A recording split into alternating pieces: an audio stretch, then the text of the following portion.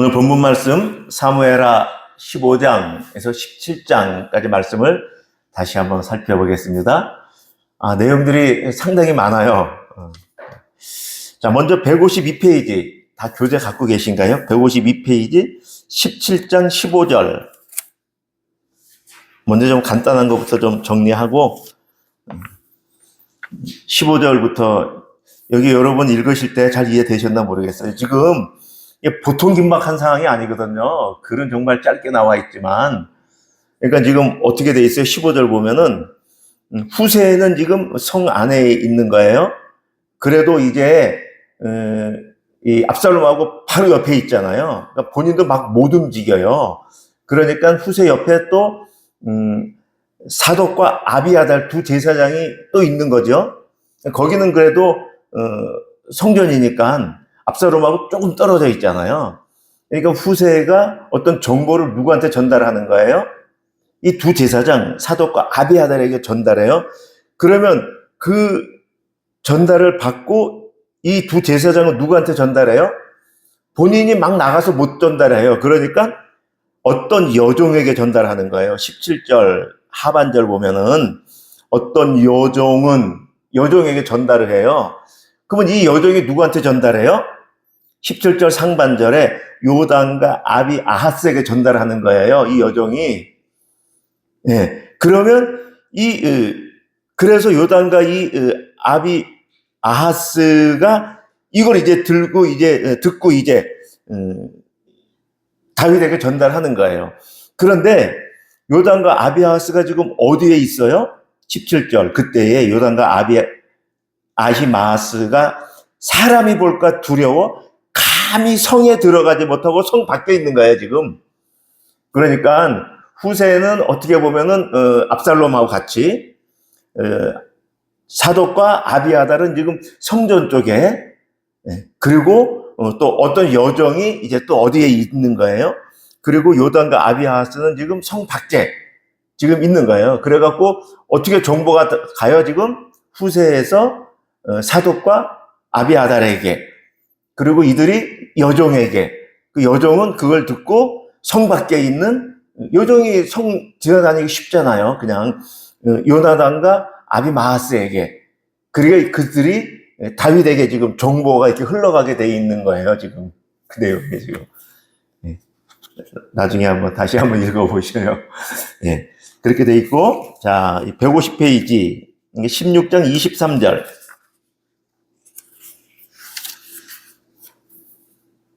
16장 23절 여기 보시면 같이 읽어볼까요? 시작. 그때에 아히도벨이 베푸는 계략은 사람이 하나님께 물어서 받은 말씀과 같은 것이라 아히도벨의 모든 계략은 다윗에게나 압살롬에게나 그와 같이 여겨졌더라. 그러니까 이게 지금 아히도벨의 지혜가 얼마나 뛰어났는지 평가해 주는 건데, 반대로 이제 이런 거예요. 이 사람의 지혜는 거의 하나님한테 이렇게 받아서 하나님이 계시를 준 것과 같은 그렇게 평가를 받았잖아요. 그런데 전부 다 다윗 왕부터 모든 사람들이 그렇게 인정한 그 사람이 압살롬 편에 섰으면 이게 하나님의 뜻이라는 거예요. 지금 압살롬이 왕위를 차지하고 반역한 것이 하나님의 뜻이 돼버린 거예요. 지금 그렇게 상징적인 의미가 있어요. 그렇지 않아요? 지금 정권이나 조그만 저기에서도 그래요. 누가 그쪽에 붙었어. 그러면 이게 판세가 결정이 된 것 같은 그런 인물들이 있잖아요. 아히도벨이 지금 그런 사람이었어요.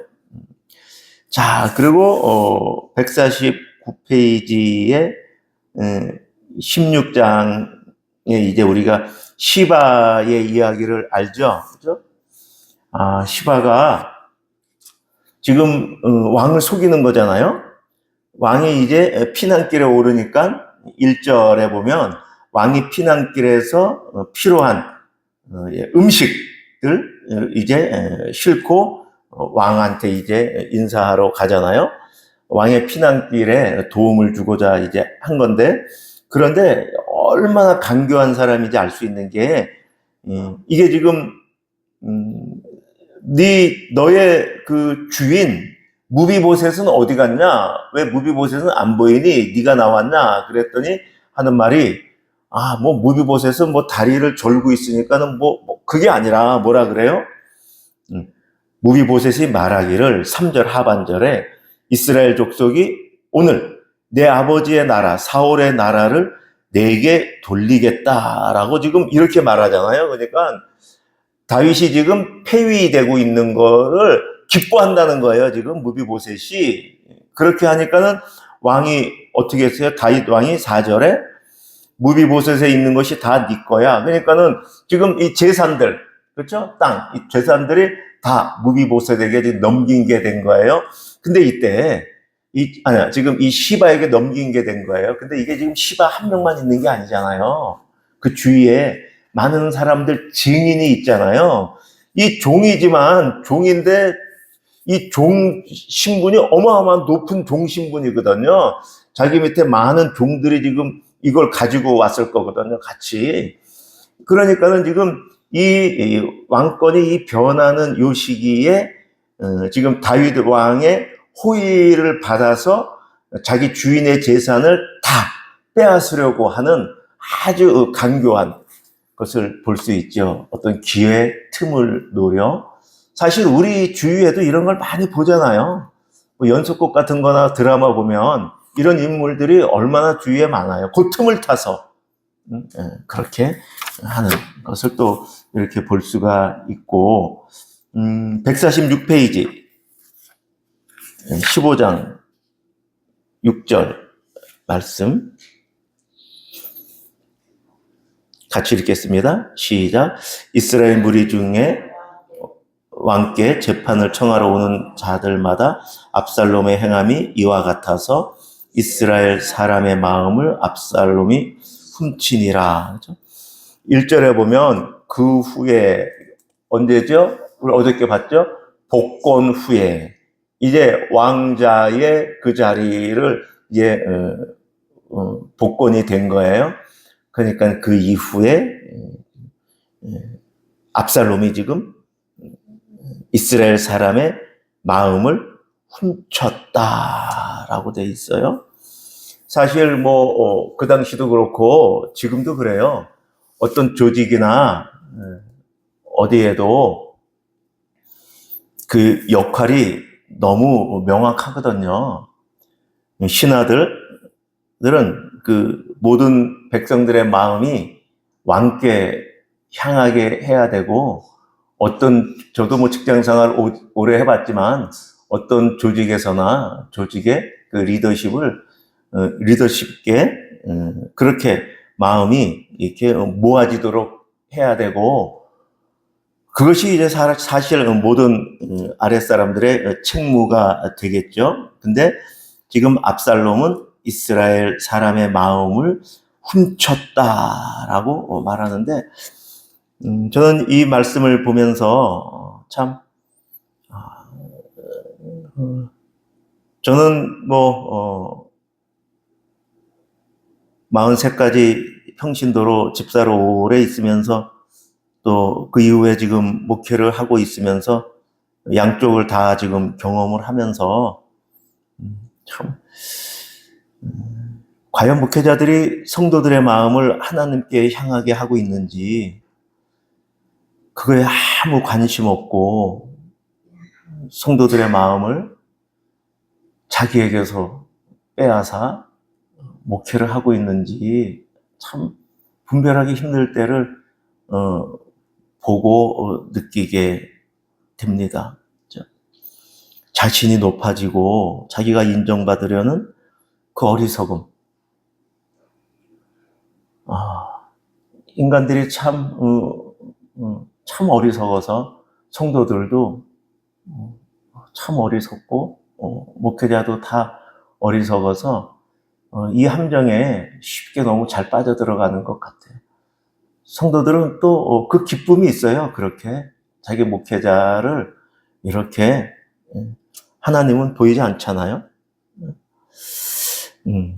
참 네, 목회자의 책무는 성도들을 하나님 앞으로 인도하는 것.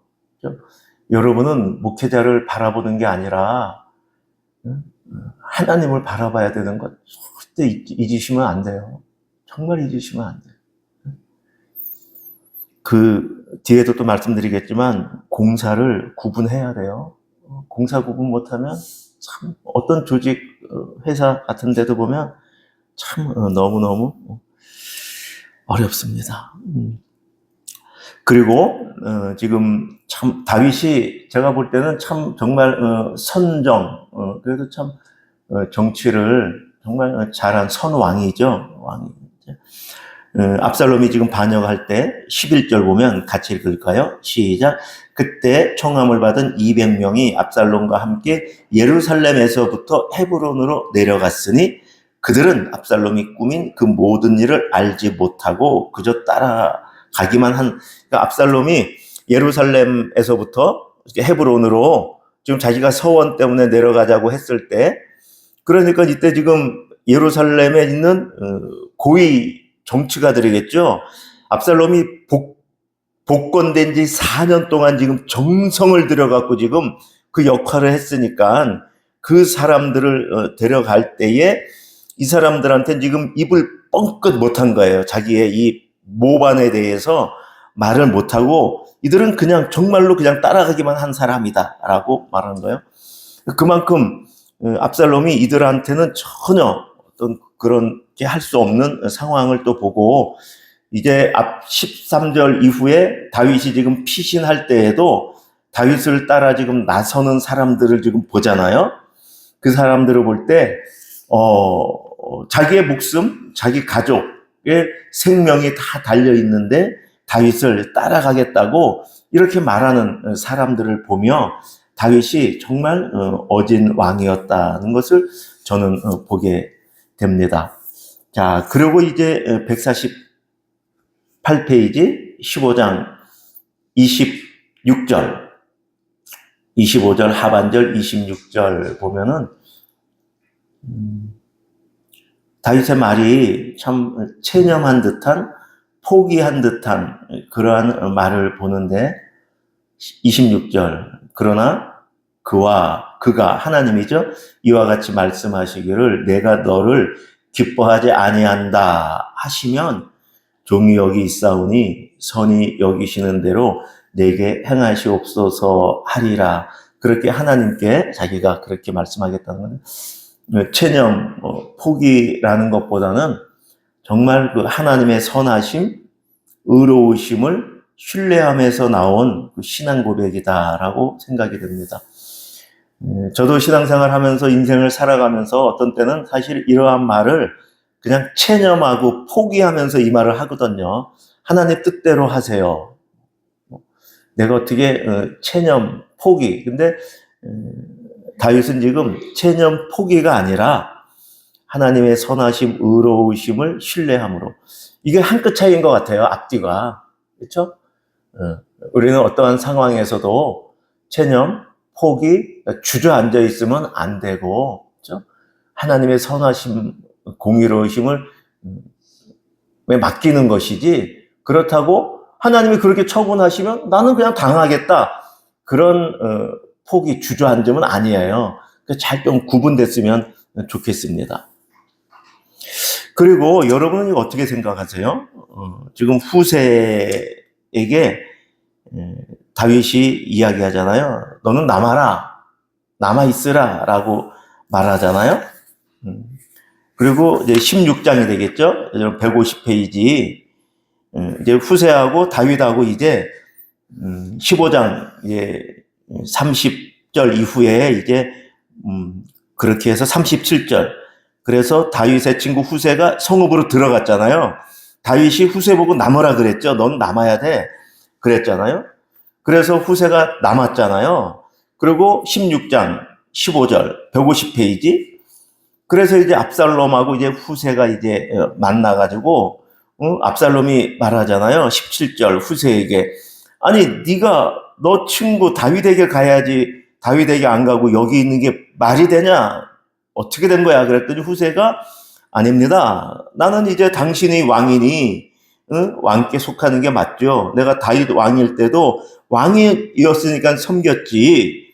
내가 다윗이어서 섬긴 게 아니라 왕이어서 섬긴 건데 지금은 당신이 왕이니 내가 당신을 섬기는 게 맞지 않습니까? 라고 말했는데 여러분 이거 어떻게 보세요? 20절에. 그래서 압살롬이 받아들였잖아요. 여러분 어떻게 보세요? 코미디 같으세요? 맞죠? 코미디. 맞죠? 장난. 여러분 장난 같으세요? 코미디 같으세요? 지금 반역자, 지금 모반을 하는 사람이 여러분 적과 지금 동지와 지금 구분이 어마어마하게 중요한 거거든요. 지금 생사가 지금 달린 거예요. 나는 아닙니다라고 해도 너 그쪽이잖아 그러고 그냥 처형해 그러면 끝나는 거예요. 근데 지금 후세가 지금 그렇게 한 거고 근데 그게 압살롬에게 먹힌 거예요. 근데 이게 압살롬에게 먹힌 거예요. 압살롬 전체 반역하는 그 아히도벨하고 모든 사람에게 다 먹힌 거예요. 다 먹힌 거예요. 어떻게 먹혔어요? 전 이 얘기 좀 안 하면 좋겠어요. 하나님이 그렇게 해서. 이건 유치원생들이 하는 얘기예요. 제가 2006년, 7년? 2006년도에 제가 신대원 이제 졸업하고 전임으로 이제 남문교회라는 데서 사역을 했어요.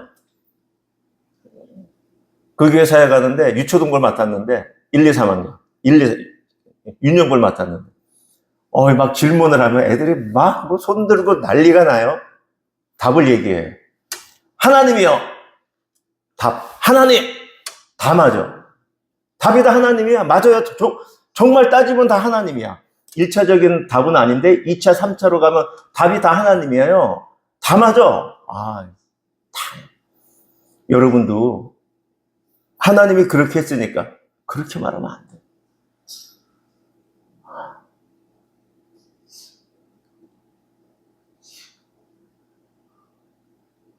근데 한국교회 성도들이 다 답이 하나님이잖아.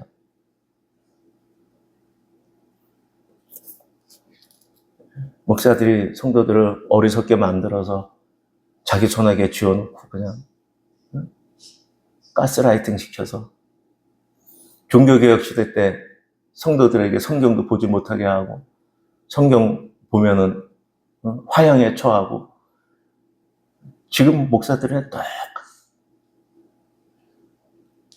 여러분 이건요 후세가 다윗이 왕이었을 때 후세가 그 밑에 신하로 있었지만 후세가 공과 사가 명확한 사람이었어요. 명확한 사람이었어요. 친구는 사적인 거는 아주 가깝게 친밀하게 했는데 누가 봐도 공적인 관계에서 사적인 관계가 침범하지 못하게끔 공적인 걸 명확히 했던 사람. 그러니까는 그 아히도벨 같은 그 책략가도 이거를 반대 안 했잖아. 아니에요. 후세는 다윗이 다 처형해야 돼요. 그 주위에 얼마나 누가 그럴 수가 있었어요. 아무도 안 그랬잖아요. 하나님의 마음을 움직여서 그건 유치원생들 하는 답이고 하나님 한 건 맞아요. 근데 그게 아니라니까요. 그 두 가지로 구분하셔야 돼요. 후세가 다윗과의 관계에서 공사를 어마어마하게 잘 구분한. 그러니까 이때 이렇게 할 수가 있었던 거예요. 평상시에 공사가 구분 안 되고 매일 혈연, 지연 그냥 왕 밑에 그냥 살랑살랑 돼가지고 거기에 달라붙어 있었으면 이렇게 하라 그래봐요. 근데 하나님이 이것을 마음을 이렇게 해갖고 이렇게 하게 한 거야. 그건 아니죠.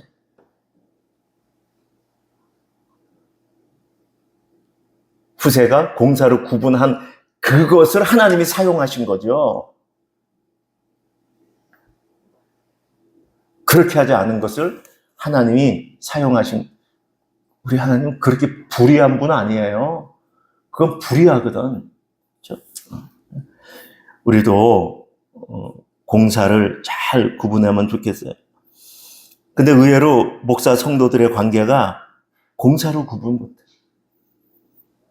목사는 성도들 앞에 공적으로 있는 자리거든요. 사적으로 있는 자리가 아니에요. 노예에서 파송받아 파송 기간 동안 자리에 있다가 파송이 끝나면 목사는 성도가 아니에요. 직장에서 나를 취직시켜줬으면 그동안 있고 퇴직하면 집으로 돌아가는 거죠. 내가 직원하고 30년 동안, 여러분 정년퇴직한 사람들은 얼마나 많은데, 40년 동안 근무해가고 정이 얼마나 들었는데 아무 상관없는 거예요. 그건 사적인 거지. 그건 공사를 구분 못하면 어떡해. 공사를. 성도들은 어리석어서 사적인 것이 그게 맞는 것인 줄 알고 참 사적인 것이 공적인 것 안에 포함되어 있는 것을 모르고 그렇게 직장 생활을 했던 사람들이 보면 정말, 그러니까 교회가 코미디하고 교회가 그러니 다 교회를 떠나는 거잖아요.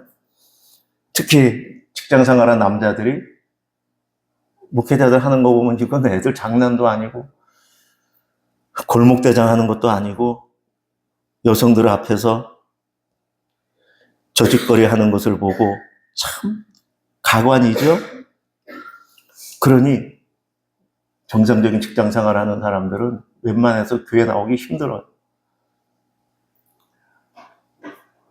공과 사를 정확히 구분해야 되고, 교회는 사적인 관계가 아니라 하나님 앞에서 공적인 관계고, 여러분이 사적인 관계를 맺어야 될 분은 오직 예수 그리스도 삼위일체 하나님하고만 사적인 관계를 맺으시고, 나머지는 다 목회자들하고는 공적인 관계고, 목회자들은 여러분을 태워서 하나님 앞으로만 인도하는 말씀으로, 매번 만날 때마다 말씀으로 여러분을 하나님 앞으로만 인도하는 그것으로 역할이 끝나는 거예요. 여러분 공사를 잘 구분하시기 바랍니다.